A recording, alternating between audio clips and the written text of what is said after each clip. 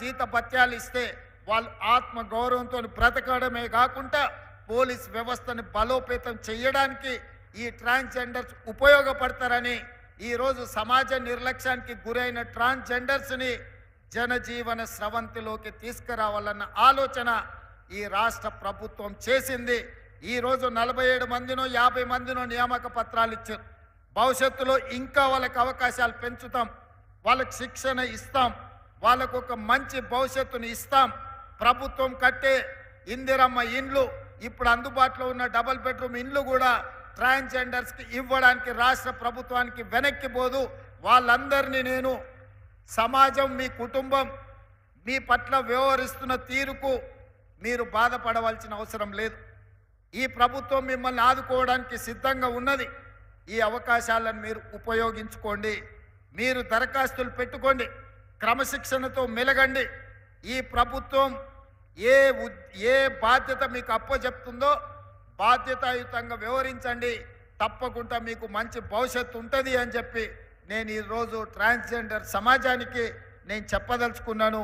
ఈ ప్రభుత్వం తప్పకుండా మిమ్మల్ని ఆదుకునే ప్రయత్నం చేస్తుంది.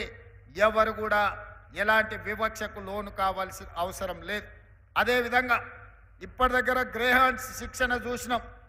టెర్రరిస్టులను వాళ్ళు ఎదుర్కొనే విధానాన్ని, వాళ్ళ శిక్షణను వాళ్ళ ముందు ప్రదర్శించారు. కానీ అత్యంత ప్రమాదకరమైన తీవ్రవాదులతో వాళ్ళు పోరాడేటప్పుడు వాళ్ళు ప్రాణాలు కోల్పోతే వాళ్ళ కుటుంబాలు అనాథలయ్యే అవకాశం ఉంది.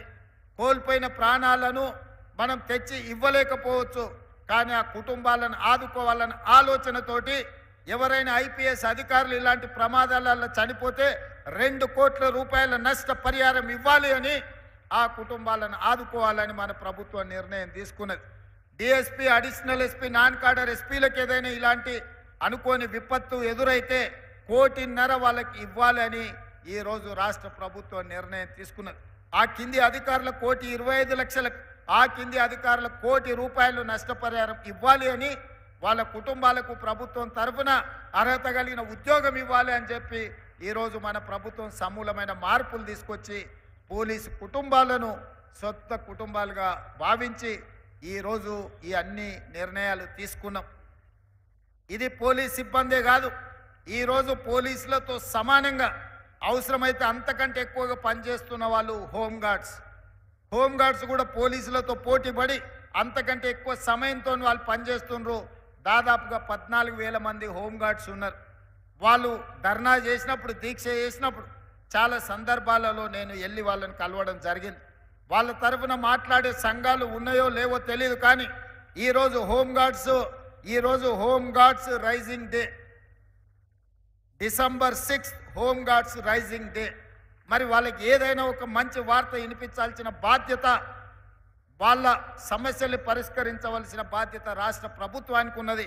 అందుకే ఈరోజు వాళ్ళకి ప్రతిరోజు 921 రూపాయలు డ్యూటీ ఇస్తున్నారు. వాటిని 1000 రూపాయలకు పెంచడం ద్వారా వాళ్ళ యొక్క హానరోరియం 1000 రూపీస్కి ఈరోజు పెంచడం జరిగింది. ఇదే కాదు, హోంగార్డ్ వాళ్ళ వీక్లీ పరేడ్ అలవెన్స్ 100 రూపాయలు ఉన్నది, ఇప్పుడు 200 రూపాయలకి వీక్లీ పరేడ్ అలవెన్స్ను కూడా ఈరోజు మనం పెంచడం జరుగుతుంది. అదేవిధంగా వాళ్ళు ఎవరైనా ప్రమాదవశాత్తు కానీ ఏదైనా సందర్భంలో వాళ్ళు చనిపోతే వాళ్ళ కుటుంబాలకు 5 లక్షల రూపాయల ఎక్స్ గ్రేషియా కూడా ఇవ్వాలి అని చెప్పి హోంగార్డ్స్ కుటుంబాలను కూడా ఈరోజు ఆదుకోవాలన్న ఆలోచన మన రాష్ట్ర ప్రభుత్వం చేసింది. హోంగార్డ్స్ ఎవరైనా ప్రమాదవశాత్తు అనుకోని దుర్ఘటనలలో ఎవరైనా ప్రాణాలు కోల్పోతే వాళ్ళకి ఇంతకుముందు ఎలాంటి నష్టపరిహారం లేదు. అందుకే 5 లక్షల రూపాయలు వాళ్ళకి ఇవ్వాలి అని ఈరోజు రాష్ట్ర ప్రభుత్వం నిర్ణయం తీసుకున్నది. అదేవిధంగా వైద్యానికి సంబంధించి కూడా వాళ్ళ బాధలు ఉన్నాయి. వాళ్ళ కనీసం ఎలాంటి వైద్య సౌకర్యం లేదు. ప్రభుత్వ ఉద్యోగస్తుల కోసం ఈ హెల్త్ కార్డు ఇవ్వడానికి ఒక విధి విధానం తీసుకొస్తున్నాం. వాళ్ళతో పాటు హోంగార్డ్స్ కూడా ఇస్తాం. రాజీవ్ ఆరోగ్యశ్రీ లాంటి మెరుగైన వైద్య సహాయాన్ని హోంగార్డ్స్కి అందించడానికి రాష్ట్ర ప్రభుత్వం ఆలోచన చేస్తున్నది. తొందరలోనే వీటన్నిటిని పరిష్కరించి జనవరి 1 నుండి వీటన్నిటిని అమలు చేసి హోంగార్డ్స్ను కూడా ఆదుకోవాలి అని చెప్పి ఈరోజు మన రాష్ట్ర ప్రభుత్వం నిర్ణయం తీసుకున్నది.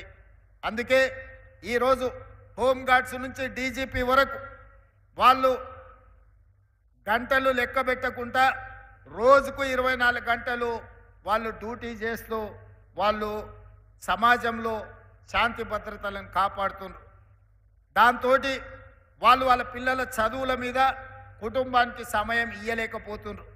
కుటుంబానికి సమయం ఇయ్యలేని పోలీసు అధికారుల పిల్లలు, అది డీజీపీ కావచ్చు, హోంగార్డ్ కావచ్చు, అన్ని హైరార్కీలో వాళ్ళ పిల్లలకు సరైన విద్య, సరైన ఉద్యోగ ఉపాధి అవకాశాలలో వాళ్ళకు కొంత అన్యాయం జరుగుతుంది. అందుకే నేను ఈరోజు ఆలోచన చేసిన, నేను డిఫెన్స్ కమిటీలో కూడా మెంబర్ నుండి పార్లమెంట్ సభ్యుడిగా ఉన్నప్పుడు నేషనల్ డిఫెన్స్ అకాడమీ లెవెల్లో, లేకపోతే సైనిక్ స్కూల్ లెవెల్లో, లేకపోతే ఈరోజు కేంద్రీయ విద్యాలయ లెవెల్లో పోలీసులకు కూడా స్కూల్ ఉండాలని యంగ్ ఇండియా పోలీస్ స్కూల్ అని చెప్పి గ్రేహాండ్స్ దగ్గర 50 ఎకరాల స్థలాన్ని కేటాయించి అంతర్జాతీయ ప్రమాణాలతో ఏ కార్పొరేట్ స్కూల్లో కూడా ఇంతకంటే మంచి విద్యా ప్రమాణాలకు ఉండే విధంగా ప్రతి కార్పొరేట్ స్కూల్తో పోటీ పడే విధంగా హైదరాబాద్ పబ్లిక్ స్కూల్ని తలదన్నే విధంగా ఈరోజు యంగ్ ఇండియా పోలీస్ స్కూల్ని వచ్చే అకాడమిక్ ఇయర్ని మనం ప్రారంభించుకుంటున్నాం. 50 ఎకరాలలో ఈ యంగ్ ఇండియా పోలీస్ స్కూల్ని మనము ఏర్పాటు చేసుకుంటున్నాం.